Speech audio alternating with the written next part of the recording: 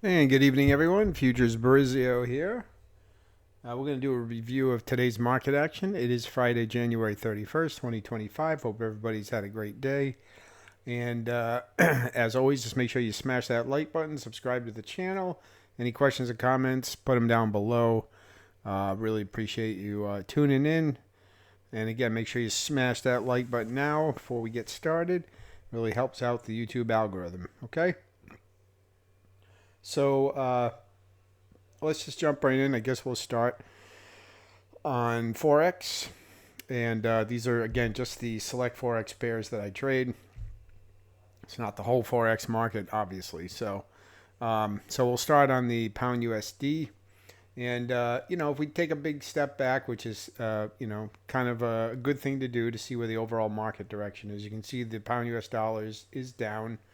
And you can see it here. And the way I like to do this, guys, is when price begins to change, right? So obviously right in here we had price going up, right? So now I've dropped down to the daily chart. I was on the weekly. So we had price going up here, making higher highs and higher lows. At this point right here, the price broke structure, and then we started making, lower highs basically from about here down.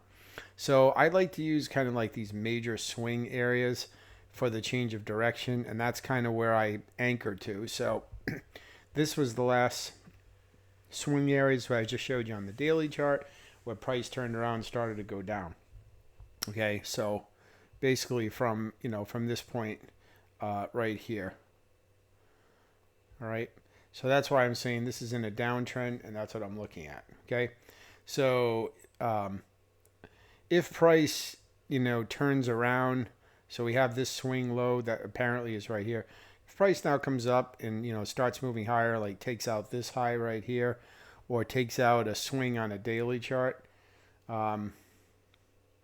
which is probably like right here where I have this rectangle, certainly up here, then that would, to me, would be a change of trend. But as long as we're holding down in this area, I still consider this to be in a downtrend. Okay, so in this case, so I'm just looking for shorts. So that's the weekly chart, the 4-hour chart. No, excuse me. Here's the daily chart. We're approaching this area. We did have this low that was put in here, followed by a pullback, and then a new low was put in. So this is kind of a swing area right here. Although technically it's kind of a minor swing area because you have a bigger swing area, at least on this time frame right here.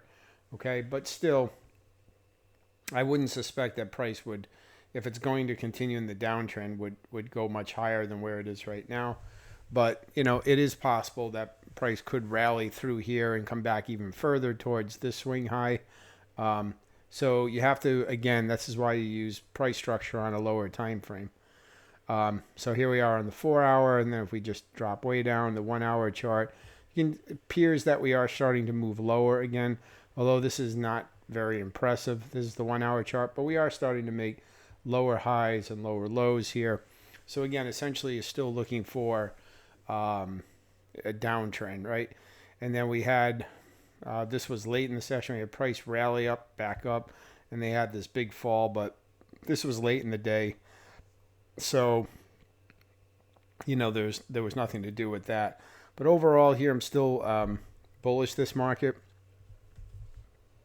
and I would like to see, this is a potential swing high right here, and price will go lower. We did take out this swing right here on the hourly chart. This was the last swing high before this high was put in, swing low, excuse me, before this high was put in. Then price started moving down. We have now definitely closed below there, so that's why to me, this has been a change of structure, and that we probably will begin to move lower again. Okay, so I'll be looking at lows into next week for pound USD. Okay, and overall, my entry time frame, I really like to drill down to like a 1-hour time frame. I will go down to a 15-minute or even a 5-minute if I want to super hone in on an area, but I don't really like to go down too far because then it just becomes a lot of noise. If you're starting up at a high time frame, an hourly time frame is plenty low enough to get a really good picture when you can still see the market structure without getting too much noise. But it is okay to go to a shorter time frame as long as you don't get lost in all that noise on the short time frame. Okay, so we'll skip over now to pound yen. So pound yen is not really something I'm too interested in. You know, we did have this swing low. We had this area in here that led to this high.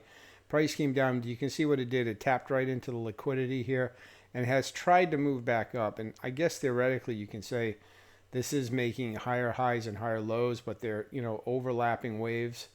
Um, so, and those of you that, you know, like drawing triangles on your chart, uh, you know, we got something like this going on. We have a you know, contracting triangle. So at some point this will break out here, but um, you know, overall I'm not really too interested in pound yen because I just don't like this type of price action. These kind of sideways chopping type of price action. But if you go down to a lower time frame, um, I suppose you can say we are in a downtrend. We had this swing high, and then prices have moved lower. Okay, but then we broke structure. We had this swing right here. We broke structure up, so it is possible now that we'll move back higher towards this, back up towards the top of this channel, right? So again, this is what I was saying before on the pound dollar, just doing it on a smaller time frame. We had this turnaround point right here where price came down. We eventually broke structure, kept moving down except to here, made this low, came in, took out this structure level, which was the last major swing in this whole leg down, came up, and now we're kind of retesting this area. So we could see this push higher, but it's not ideal price action because it's not an obvious trend. But if I had to be a betting person, I would probably look for longs on this time frame, at least back towards the top of this upper trend line here. So, all right, so on to the US dollar Swiss. Another one that's a little messy, but this is essentially still in an uptrend. We had this turnaround point down here. Price has now moved up, took out a swing. So that's the weekly chart. Here's that swing area on the daily chart it took out. We're certainly heading higher now. If this higher low holds, then we could take this, you know, and move it up, and this becomes our new swing point right here. Okay, and it does appear it wanted to go higher. And we can drill down here to the shorter time frames, and we can see, you know, swing areas here. Price came back down here on the hourly chart, kind of tapped here and started moving higher again. So if that holds, then again, of course, this becomes our new swing area, and we probably will make higher highs from here. Okay, so that would be in line with the larger trend until that trend breaks. All right, Aussie Swiss. So Aussie Swiss, again, a little ugly right now. A lot of kind of overlapping price action. So again, not something I'm really interested. Even on the daily chart, this just doesn't look very pretty to me here. But overall, if we keep drilling down, maybe to the 4-hour chart here, we could be looking at another leg down. You know, basically, we do still have lower highs and lower lows here on the weekly chart, right? You know, lower high, lower high, lower high, lower. I mean, this is a lower high, but this might be internal structure but I don't know. So that's what I'm saying. This is not a really clean pair right now, but of course on the shorter time frame, it looks like this maybe does want to continue down. So not really too interested in Aussie Swiss, but I'll look at it. I'm more bearish on this than I am bullish. I'll just leave it at that. Okay, Swiss yen looks a lot like the pound yen. You can see I have that same drawing on there. So this is really being driven by the yen. But again, in the case of this one, unlike the pound yen, where it looks like maybe it wants to go higher, the Swiss yen, on the other hand, looks more bearish. You know, we were putting in these lower highs, lower lows, and now we've moved back up again. We might move higher. I'm not saying this is the end of it. This is the 4-hour chart. If we go down to a 1 hour, we are still making higher highs and higher lows here on the 30-minute. So I would want to see some kind of break of structure. If this low holds here on the 30-minute, it goes up, makes a new high, then, you know, we'll move the rectangle up. That'll become our new swing. But at some point, if price is going to continue down, it'll roll over and take out the recent structure level and then head lower, and then that would be a good signal to potentially go short again. So even though this is basically trading inside the same kind of triangle, it is essentially still in a downtrend. Okay, so very short-term bullish on this pair, but the bigger picture is still bearish. Okay, but again, the market is fractal, and certainly you can look to trade short-term swings going up, as long as you keep the larger picture. That the larger picture is still down here. So okay, especially on the 4-hour chart, you can see it. All right. Lastly, on FX is the US dollar yen. So US dollar yen, I still consider this to be an uptrend. There's the weekly chart. We have a swing low right here. Daily chart definitely shows that. And then you can see this price action does look very corrective. 4-hour chart, 1-hour chart. So if we go back to the 4-hour, really any takeout of probably this area right in here, to me, would definitely be suggestive of the resumption of the uptrend. This is kind of like the last pullback swing area before this low was put in. It's a little choppy. So really, anywhere probably inside of here, any break above here would suggest the uptrend continuing. So I'm still bullish on the US dollar yen. And so that's what I'm holding to right now. So as far as yen pairs go, we have two suggesting an uptrend. That would be the dollar yen and the pound yen. But the Swiss yen looks like it wants to go down again. So that's a bit of a conflict if that's being driven by the yen. So, it's just something interesting to keep in mind when you look at correlated pairs to see how they're moving. If you have multiple pairs that have the same currency in them, if the patterns are same, it's probably because one that similar currency is the one that's dominating the pattern. If they're all different, then it's the other currency that's not the same that's driving the pattern. But in this case, they do all look pretty similar. It's just that to me, the dollar yen and the Swiss yen look more clean, but they're in conflict with each other. So, but trade what you see, and basically at this point, I'm still bullish the dollar yen. And again, like I said on the Swiss yen, short term, certainly bullish. Whether it turns into a long term change of direction, we'll have to see. This is potentially, going back to the daily chart, this is potentially a higher high this thing just put in. So maybe it does turn and go higher. But I don't like to just sit here and just keep looking at it and make it fit my bias. Just trade what you see. So, but again, looking at the higher time frame, it does look like a potentially higher low has been put in. And that then would line up with the dollar yen and the pound yen being more bullish. So take that for what it's worth. All right, so that's my overall bias and outlook on the Forex. And then switching over to the three futures pair markets. What is it? I'm having a drink here, guys. Some iced tea. Looks like there's a bug in it. That's disgusting. Okay, so we'll put that aside. All right, so first we'll look at copper. Just so you know, this indicator that's on here is just something I was just playing around with. It looks like a moving average. It's called a variable index dynamic average. So it takes a Chaikin oscillator. That's what a CMO is, Chaikin money oscillator, which is an oscillator you can get. Usually appears down at the bottom of your screen, and an EMA. And of course, you can adjust the lengths of both of these. I have them set at 10 and 34. And it does a pretty good job at notating trend. Again, moving averages are historically flawed, but this does do pretty good. If you go out to a higher time frame, it does do pretty good. And when it does see price cutting, moving average cutting through price, it does do a good job at just indicating those sideways choppy markets. So on natural gas, that's on copper, that's basically what we have right now.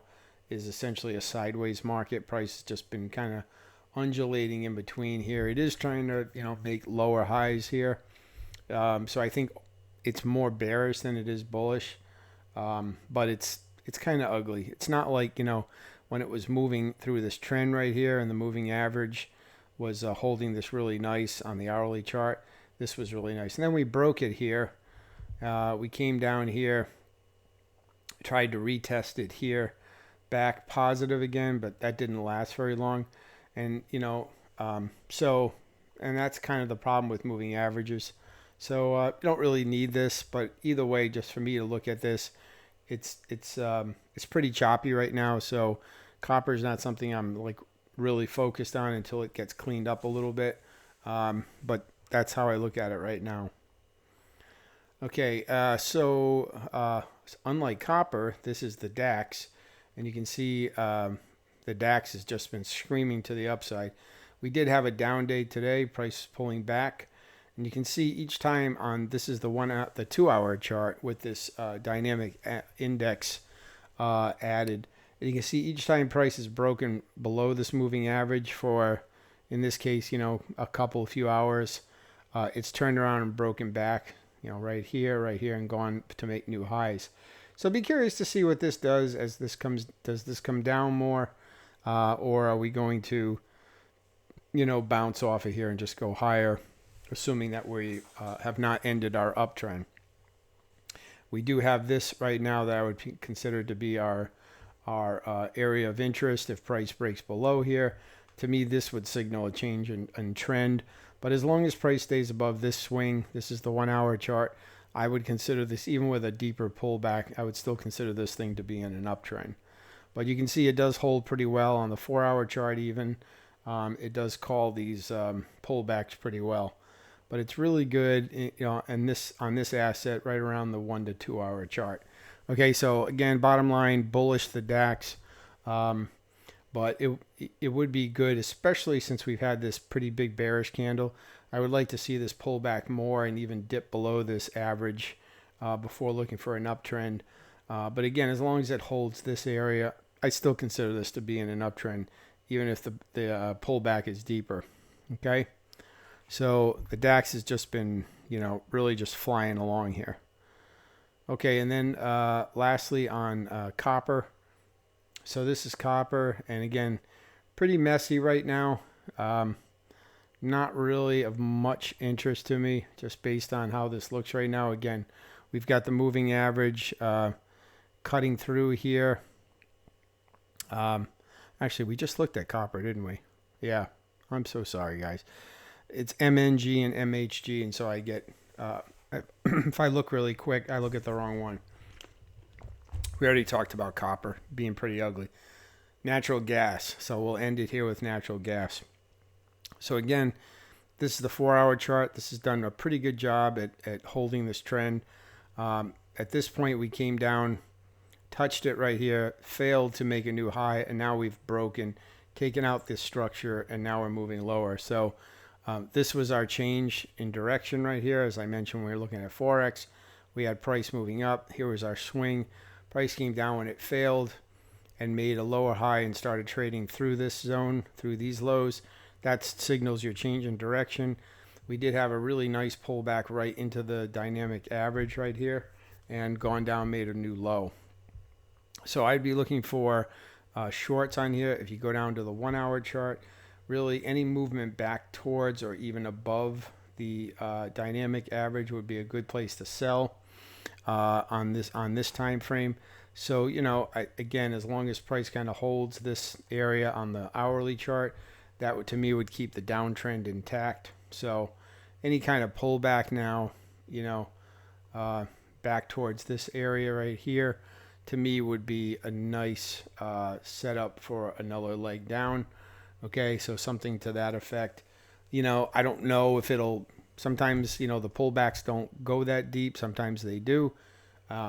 That's when you need to go down to a shorter time frame and say, okay, where is the change of structure? Okay, so right now, if you go, this is the 15-minute chart, you can see we're making higher highs and higher lows. So this uptrend correction, if that's what it is, not over yet because it's still moving higher. At some point, we'll have a change of structure here, and we'll begin to make lower highs and lower lows. And then at that point, that could be your signal for the downtrend to continue. I would like to see it go higher. I'd like to see this pull back a little bit more than where it is right now. I mean, if we throw a fib on here, which I'm not a big fib person, we're at the 38.2. I mean, that is a valid fib level. And on a really bearish or bullish market, if it's really strong, it may only make it to the 38.2. But I would love to see it push, a little bit higher, maybe past the 50 or even the 61% retracement. So we'll have to see. But the bottom line is on natural gas is that I am bearish on this as of now.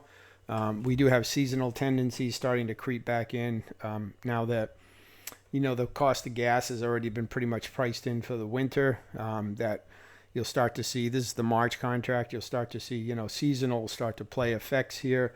Looking past the winter to with demand drop for heating, and that theoretically should lower the price of gas. So this is kind of following the seasonal pattern basically for an energy market.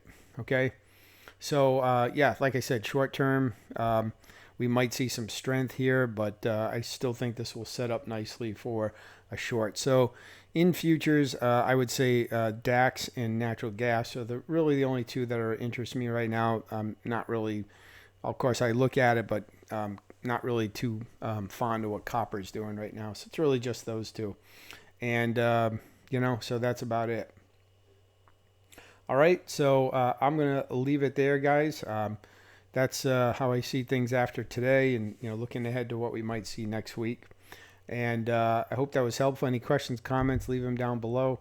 I do a little sprinkling of just price action, occasionally throw in an indicator like this just to play around. Certainly don't need it, but sometimes it does help you if it does visualize trends. You can use regular moving averages, but this is also a pretty cool one too. That's in MetaTrader 5. It's underneath the trend section. It's this one right here, average directional movement index. So, and there's a different version of it here called Wilder. I haven't played around with this one. Oh, this one's down here. I'm not interested in that. I can tell you right now, look at that. But this one plots as a moving average, which is kind of nice. So anyways, guys, questions, comments, leave them down below. Smash the like button, subscribe to the channel. And with that, I will leave it there. I hope you have an awesome weekend, and we'll be back next week with some new videos. All right, take care.